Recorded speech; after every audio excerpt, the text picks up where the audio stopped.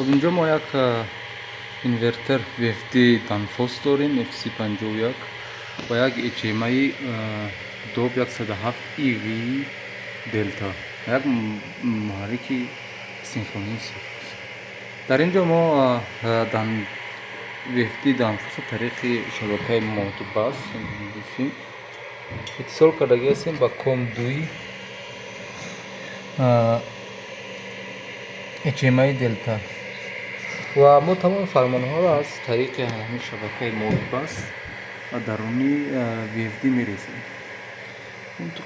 در قسمت برنامه‌ش هم اینجا یک دکمه ریست داریم و یک چراغ حالت صدمه‌ای و حالت آماده بودن الان آماده است برای راه اندازی اینورتر.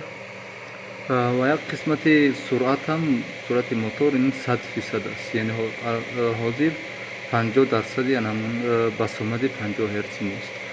و دکمه استاپ توقف، فوروارد و ریورس، چپگرد و راستگرد. قسمت دیگر هم قسمت خواندن است که ما از داخل خود VFD ما بسامد جاری، جریان و شدت میخونیم. سر اول مثال فوروارد،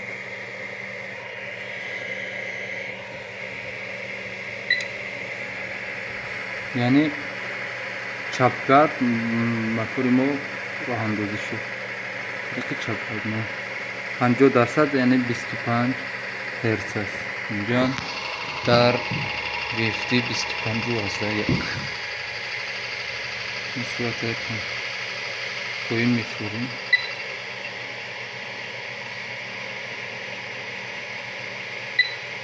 که این معاینشاتی ما کدام طرف بگذار 5 کافی است، یعنی بسامد 2002 است. خب ما استاپ میکنیم و ریورس، راستگرد و استاپ، چپگرد. خب اینجا هم جریان هم میبینیم که 0.47 امپیر است، شدتی 48 ولت. ما زیاد میکنیم، بسامد 24 هرتز، 35 98% یعنی 49 هرتز.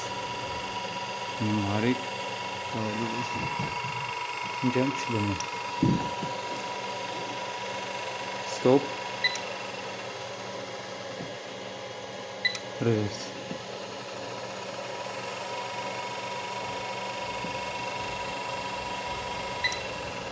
این زمانی که مثال ارتباط بین خود یعنی همین اینورتر و HMI کنده می شود، از میتونیم موازی ارتباط کنده، یعنی علاقه هم در VFD و هم در HMI خطا بگیرید.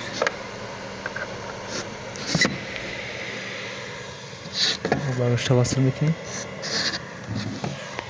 خب اینجا علاقه در HMI میبینیم که چراغ سرخ خارج ما ریست هم پخش میکنیم، یعنی ریست میشه.